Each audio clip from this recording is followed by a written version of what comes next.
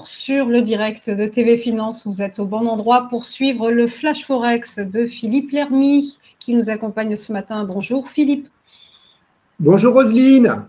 Vous êtes trader, formateur et ancien chef trader d'une banque centrale. Philippe, on va d'abord évoquer les événements de la semaine à venir, à commencer par l'inflation au Royaume-Uni, un chiffre qui est anticipé en baisse. Oui, donc l'inflation au Royaume-Uni est attendue donc en ralentissement à plus 3,5% contre plus 4% le mois précédent. Alors, ce chiffre sera vraiment intéressant à trader, car premièrement, à plus 3,5%, l'inflation serait déjà de 10 points de base, donc sous le niveau de prévision que la Banque centrale, la Banque d'Angleterre avait fixé. Donc, c'était 3,6% pour la fin de ce trimestre. Et deuxièmement, ce chiffre est encore plus important que d'habitude aux yeux des traders car il va sortir juste la veille donc, de la réunion de la politique monétaire de la Banque centrale. Alors, mais il ne faut pas négliger que c'est évidemment l'indice d'inflation, donc hors alimentation énergie, qui sera le plus important, car même si celui-ci est anticipé en baisse, donc à plus 4,6% contre plus 5,1% le mois précédent, cela reste un niveau donc beaucoup trop élevé. Alors, je vous rappelle que la Banque d'Angleterre anticipe même que l'inflation retournerait à 2%, soit à sa cible, dès la fin du premier semestre, dans 3 mois. On va enchaîner avec la réunion de politique monétaire de la BOJ, la Banque centrale du Japon. C'est le meeting de banque le plus attendu, mais pas forcément pour le yen. Oui, donc la Banque centrale japonaise devrait donc abandonner sa politique de taux négatif, la NIRP, donc qui date de janvier 2016, ça fait 8 ans déjà. Le contrôle de la courbe des taux, le yield curve control, devrait aussi être abandonné et remplacé par un contrôle des achats d'obligations gouvernementales japonaises, les fameuses JGBs. Alors, la Banque centrale japonaise anticipe que les Shunto, qui sont connus aussi comme les offensives de printemps, c'est-à-dire les prochaines négociations salariales par les grands syndicats, verront des hausses significatives supérieures à l'année dernière. On a déjà la confédération syndicale Rengo qui demande donc une hausse de plus 5,28%. Alors pour nous, traders, il faudra surveiller le discours du gouverneur car s'il n'adopte pas un discours agressif, comme on dit hawkish, ce n'est pas l'abandon de la NIRP ni la suppression du yield curve control qui va soutenir le yen. Il faudra aussi vérifier donc dans quelles conditions donc le retour d'un quantitative easing se fera et surtout si la Banque centrale japonaise réduira le montant pour lequel le taux négatif est appliqué donc aux banques commerciales, les dépôts des banques commerciales japonaises, qui actuellement, le montant est actuellement de 5 trillions de yens, comme vous pouvez le voir donc sur le graphe. En tout cas, si jamais la Banque centrale décidait de passer encore une fois son tour, le gouverneur devra envoyer un très fort signal pour la réunion suivante qui aura lieu en avril, sous peine de voir le yen chuter assez fortement.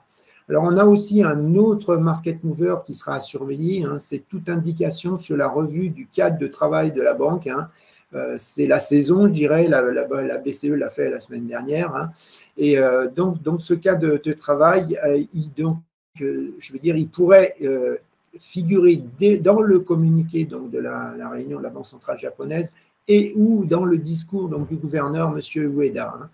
Alors, vendredi dernier, on voyait que les marchés des taux de swap interbancaires au Japon anticipaient quand même à 60% une hausse de 20 points base donc, du taux directeur pour demain.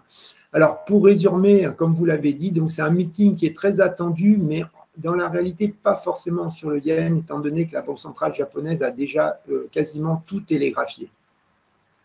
Et ce matin d'ailleurs, le Nikkei prend 2,67%, un bond évidemment dans l'optique de ce discours de M. Ueda demain. On poursuit avec la réunion de politique monétaire de la Fed et là, pas de changement de taux directeur attendu. Oui, donc les taux directeurs, la fourchette, donc les taux cibles devraient rester à 5,25-5,50%. Alors, on voit que l'activité économique aux USA montre des signes de ralentissement, comme les ventes au détail ou le taux de chômage qui remonte, par exemple. mais l'emploi reste fort dans l'absolu. On a encore 265 000 créations d'emplois. Si on prend une moyenne sur 3 mois, c'est très, très fort. Hein. Alors, ce qui est plus gênant aussi, c'est l'inflation qui dernièrement semble arrêter de vouloir continuer sa baisse vers la cible de la Fed. Donc avec une inflation décevante et une économie donc résiliente, tout laisse à penser que la Banque centrale va laisser ses taux directeurs inchangés ce mercredi. Alors, si on regarde le marché des Fed Fund Futures, les primary dealers n'anticipent pas de baisse des taux directeurs pour la réunion, puisqu'ils sont seulement 2% à anticiper une baisse. Par contre, si on regarde sur le marché des swaps interbancaires, l'anticipation est encore quand même de 22%, ce qui m'étonne un peu en faveur d'une baisse. Alors, je pense que comme les Fed Fund Futures, les taux vont rester inchangés après avoir entendu les derniers discours des membres de la Fed. On notera aussi que pour les Fed Fund Futures, la première baisse, le début du cycle de baisse des taux est anticipé donc pour juin à 59%. Par contre, sur les swaps OIS, c'est pareil, c'est plus fort, c'est 93%, qui est pricé donc d'anticipation. Alors, le focus des traders restera donc sur le contenu du communiqué, sur les modalités de réduction de l'assouplissement monétaire qui est en cours, le quantitative tightening, ainsi que les prévisions de la Fed, bien évidemment. Et on poursuit avec la réunion de politique monétaire de la BOE, la Banque d'Angleterre. Pas de changement de taux directeur attendu là non plus. Oui, donc il devrait rester inchangé à 5,25%. Alors, ce taux avec ceux de la Fed, c'est l'un des taux, c'est le taux les plus élevés des pays du G7. Alors, on voit l'inflation au Royaume-Uni, dont je viens de vous parler, même s'il sera publié la veille, ne devrait pas pour autant changer le résultat de ce comité de politique monétaire. Alors, le mois dernier, l'inflation dans les services était encore à plus 6,5%. Et les salaires horaires que vous pouvez voir donc, sur le graphe actuellement, même s'ils ont ralenti, ils sont restés à plus 6,1%. Ça fait un niveau 3%, environ 3% plus élevé qu'avant la pandémie. Donc, c'est beaucoup. Alors, à la suite du communiqué donc, de la Banque centrale jeudi, il n'est pas prévu la publication d'un Monetary Policy Report ni de conférence de presse. Donc, a priori, on pourrait penser que cela sera vraisemblablement un meeting d'attente, mais si on se réfère au passé, on s'aperçoit qu'il faut quand même faire attention parce que depuis décembre 2021, par 3 fois, même avec ces meetings apparemment d'attente, la Banque d'Angleterre a changé ses taux durant ces meetings. Donc, attention quand même. Alors, le comité de politique monétaire devrait voter pour un taux à changer, donc à 5,25, avec une large majorité de 7 membres. Et on pense 2 dissidents, l'un en faveur de la hausse, donc probablement Madame Mann, et l'autre en faveur de la baisse, Madame Dingra.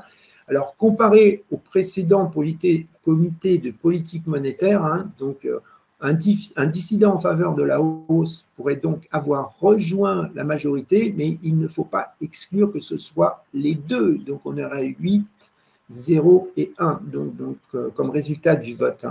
Alors, sur le marché des swaps SONIA, interbancaire, l'anticipation est de seulement 27% en faveur d'une baisse du taux directeur. La première baisse de taux pour la Banque centrale d'Angleterre en juin est anticipée à 86% selon ses institutionnels.